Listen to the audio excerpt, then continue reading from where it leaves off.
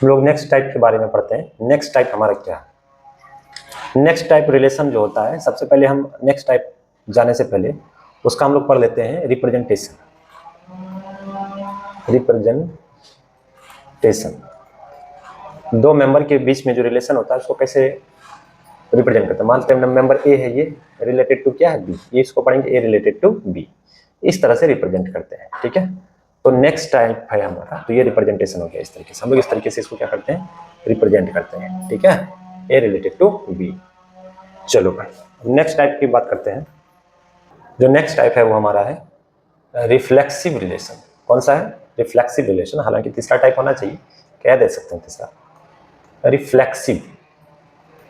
Reflexive relation, reflexive relation. ठीक है, ये तीसरा टाइप का है।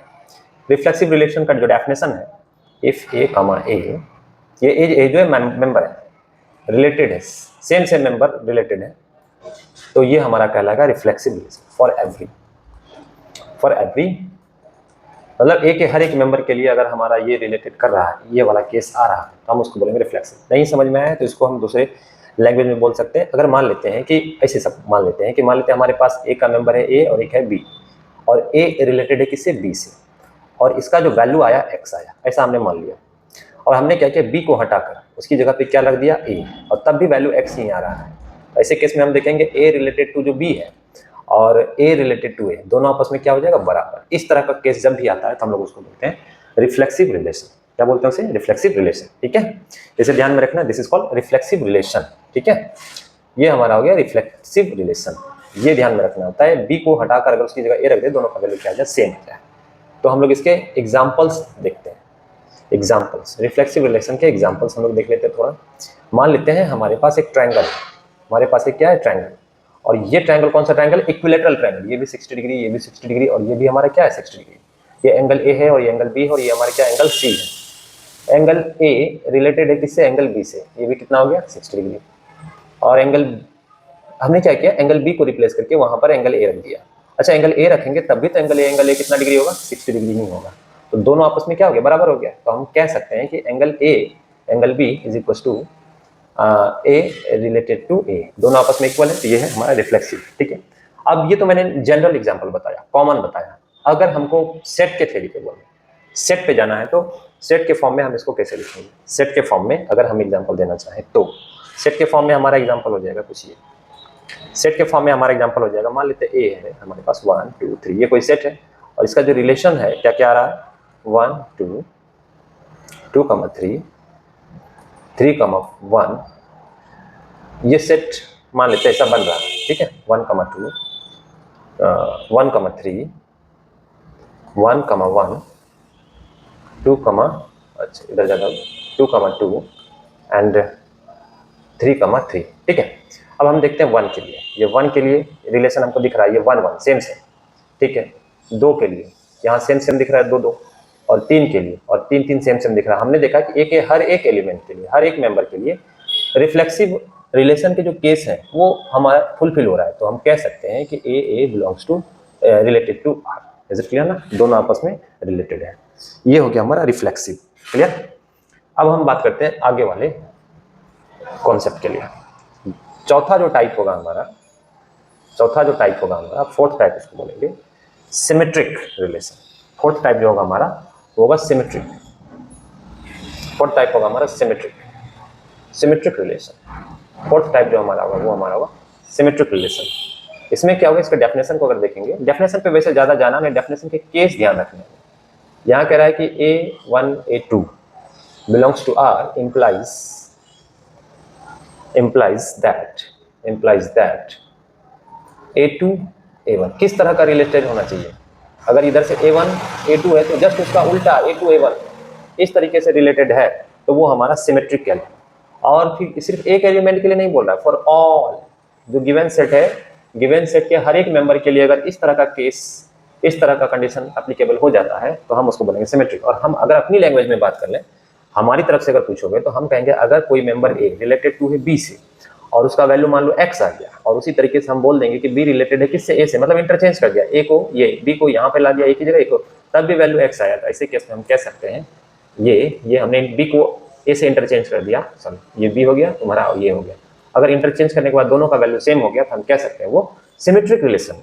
कौन सा रिलेशन है? सिमेट्रिक। ध्यान में ये बी है, ठीक है, सिमेट्रिक रिलेशन, यही ध्यान पे रखना है, ठीक है। सिमेट्रिक रिलेशन भी मुझे लगता है समझ में आ गया होगा। इंटरचेंज कर दिया वैल्यू को, तो अगर दोनों इंटरचेंज करने के बाद भी वैल्यू सेम आ जाता है तो हमारा कौन सा है रिलेशन? Symmetric relation. गुड। फिर से अगेन एग्जाम्पल की तरफ चलते हैं। एग्जाम्पल मस्ट है, बिना एग्जाम्पल का तो चीजें क्लियर हो भी नहीं पाएगा। और वही लेंगे, ट्रायंगल वाला एग्जाम्पल लेंगे जो ले रहे थे अभी तक में, ट्रायंगल वाला एग्जाम्पल, ठीक है। तो ट्रायंगल वाला एग्जाम्पल लिया मैंने, एग्जाम्पल क्लियर, एग्जाम्पल, ठीक है। अभी मैंने जो लिया था ये हमारे पास एक ट्रायंगल है और हमने बोला था ये कौन सा ट्रायंगल? इक्विलैटरल ट्रायंगल है। ये तो कॉमन वो है, बहुत इजी एग्जाम्पल है ताकि ये समझ में आ जाए। और हमने बोला कि एंगल ए रिलेटेड है एंगल बी से, मगर कितना डिग्री है दोनों का? एंगल 60 डिग्री है। Very nice. और अगर हम देखा जाए तो बी को इंटरचेंज कर दे एंगल ए के साथ, तब भी एंगल में कोई परिवर्तन नहीं होगा, कोई चेंजमेंट नहीं होगा, तब भी 60 ही डिग्री एंगल बने रहेंगे। उस हिसाब से अगर हम देखें तो ए जब रिलेटेड था बी से और इंटरचेंज होने के बाद बी से क्या हो गया? ए हो गया। तो इसका मतलब ये हो गया तुम्हारा, ये जो हो गया तुम्हारा, ये सिमेट्रिकल हो गया, ठीक है। इसको अगर कोई नोट करना चाहे तो नोट कर सकता है, ये हमारा हो गया। सफिशिएंट टाइम में पॉज करके भी देख सकता है बच्चा सा, इसे पॉज करके भी देख सकते हो बच्चे। ये हमारा हो गया हमारा सिमेट्रिक, ये हमारा सिमेट्रिक हो गया। सिमेट्रिक का डेफिनेशन, ये उसके एग्जाम्पल हो गए, ठीक है, एग्जाम्पल हो गए इसके। गुड। अब कोई कहेगा सर एक बार सेट के फॉर्म में एग्जाम्पल देके दे दीजिए, कोई कहेगा सेट के फॉर्म में, चलो ठीक है, सेट के फॉर्म में भी एग्जाम्पल दे देते हैं। कॉमन एग्जाम्पल के साथ साथ सेट का भी एग्जाम्पल ले लो सिमेट्रिक के लिए। सिमेट्रिक के लिए मान लेते हैं हमारे पास है सेट ए, ठीक है, 1, 2, 3। कोई ऐसे ही रिलेशन मान लो इसका बन रहा है, इस तरीके का इसका रिलेशन बन रहा है, ये 1, 2, 3, 1, रिलेशन कैसे बना रहा है? वही ना, प्रोडक्ट ऑफ सेट का यूज करके। गुड, ये ध्यान में रखना है। 2, 1 प्रोडक्ट ऑफ सेट कुछ ऐसा ही बनेगा इसका, 3, 1 ये एलिमेंट आने वाले हैं इसके, 3, 2 और ये हो जाएगा हमारा 3, 3। मैंने बोला था हर एक एलिमेंट का वैल्यू सेम हो। अब ये हमारा गिवन सेट है, इसका एलिमेंट 1 उठाया, इसके रिलेशन में देखते हैं सेम वैल्यू वाला कहाँ है, सेम वैल्यू वाला कहाँ है? कहीं पे मिस है सेम वाला क्या? अच्छा एक यहाँ पे होगा कहीं पे, यहाँ पे ले लेते हैं, एक रिलेशन में यहाँ पे लेते हैं 1, 1, ठीक है। अब ये 1 है, यहाँ पर 1, 1 देखने को मिला, ठीक है। अब 2 के लिए लेते हैं तो 2, 2 देखने को मिल। अच्छा मैं क्या बता रहा हूँ ये, अच्छा इंटरचेंज करने के बाद, सॉरी इसको ना दोबारा फिर से लिख लेते हैं, 1 मिनट रुकना, दोबारा फिर से। वो हम कुछ और सोचने लगे थे, हमें लगा कि ये सिमेट्री नहीं कुछ और बता रहे हैं। चलो खैर कोई बात नहीं, सिमेट्री का सेट वाला एग्जाम्पल एक बार क्लियर कर लूँ, सिमेट्री का सेट वाला एग्जाम्पल, ठीक है।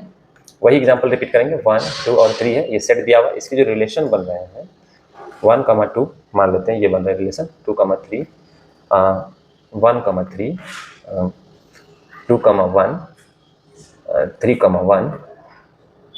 3, 2 और ये हमारे पास 3, 3, ये रिलेशन बन रहे हैं हमारे, ठीक है। तो हम देखते हैं, ये देखो, ये इसको देखो, मैंने बोला था इंटरचेंज करने के बाद वैल्यू सेम आ जाए। हमने उठाया सबसे पहले 1 और 2 का, ये देखो 1 और 2 दिख गया, इसका इंटरचेंज हमको यहाँ देखने को मिल रहा है 2 और 1। गुड। उसी तरीके से आप देखते हैं 2 और 3 का, 2 और 3 हमारे पास यहाँ, इसका इंटरचेंज कहाँ देखने को मिलेगा? ये देखो 3 और 2। गुड।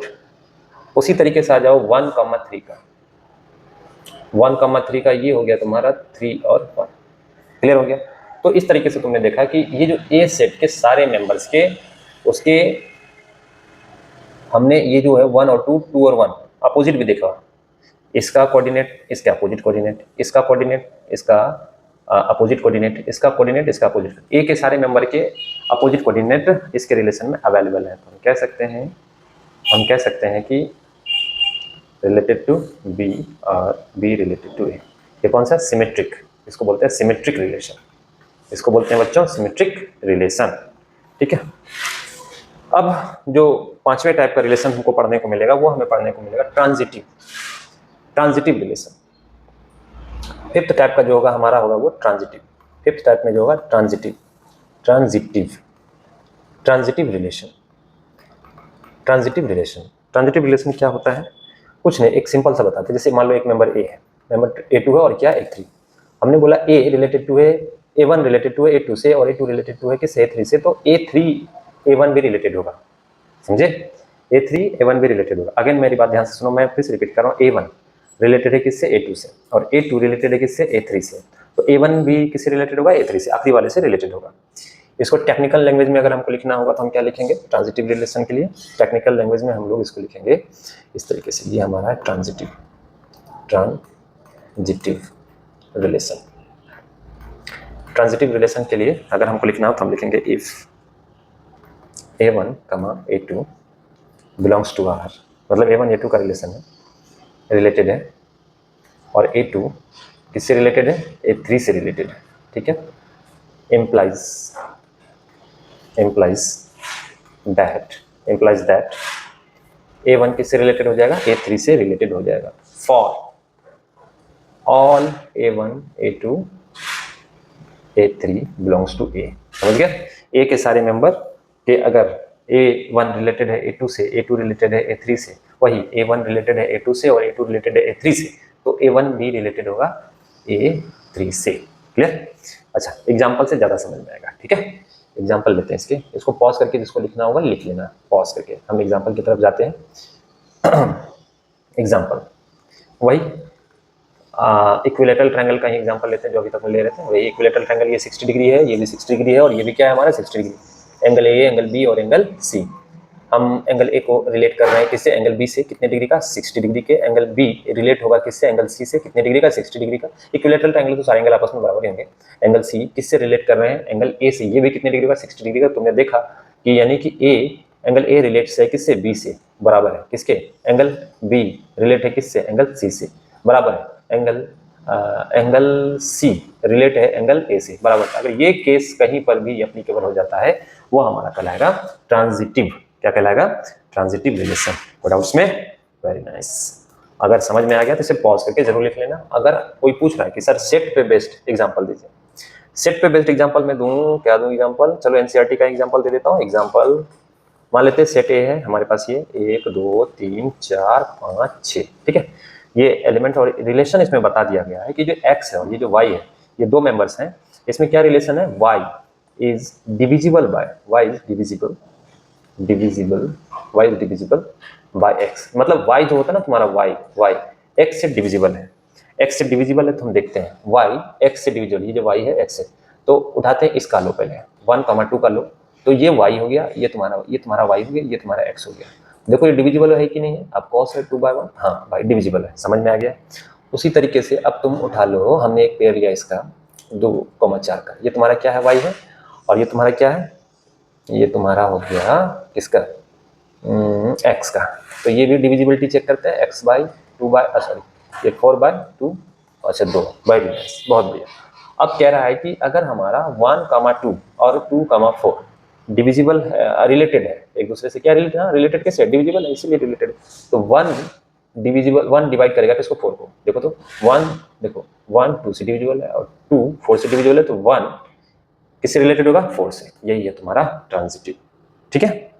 अच्छा हाँ, ट्रांजिटिव, सिमेट्रिक और रिफ्लेक्सिव, ये तीनों जिस रिलेशन में एक साथ फॉलो हो जाता है उसको बोलते हैं। अच्छा ये भी बता ही देते हैं, अभी हमने पढ़ा रिफ्लेक्सिव, ट्रांजिटिव और सिमेट्रिक। तो ये तीनों फॉलो जिसमें हो जाते हैं, एक अलग टाइप का होता है, ये अलग है, इसको बोलते हैं हम लोग इक्विवेलेंस रिलेशन। क्या बोलते हैं इसको, इक्विवेलेंस रिलेशन। किसको बोलेंगे इक्विवेलेंस रिलेशन, इक्विवेलेंस रिलेशन किसको बोलेंगे, जिसमें तीनों कंडीशन फॉलो हो जाए। कौन सा हो जाए, रिफ्लेक्सिव का भी फॉलो हो जाए, दूसरा सिमेट्रिक का भी हो जाए, और तीसरा हमारा क्या हो जाए, सिमेट्रिक के बाद ट्रांजिटिव, ठीक है, ट्रांजिटिव भी हो जाए। ये तीनों कंडीशन जिस भी रिलेशन में लागू हो गया, 1 2 ये 3, वो हमारा क्या कहलाएगा, इक्विवेलेंस रिलेशन, ठीक है। तो हमने लगभग सारे टाइप के रिलेशन पढ़ लिया। अब हम इस पे एक्सरसाइज के क्वेश्चन करेंगे, और नेक्स्ट वीडियो में एक्सरसाइज के सारे क्वेश्चन तो मैं नहीं बताऊंगा, आसान क्वेश्चन तुम लोग सॉल्व करना, और जो कॉन्सेप्चुअल क्वेश्चन है उसका मैं डिस्कस करूंगा वीडियो में, ठीक है बच्चे। मिलते हैं नेक्स्ट वीडियो में।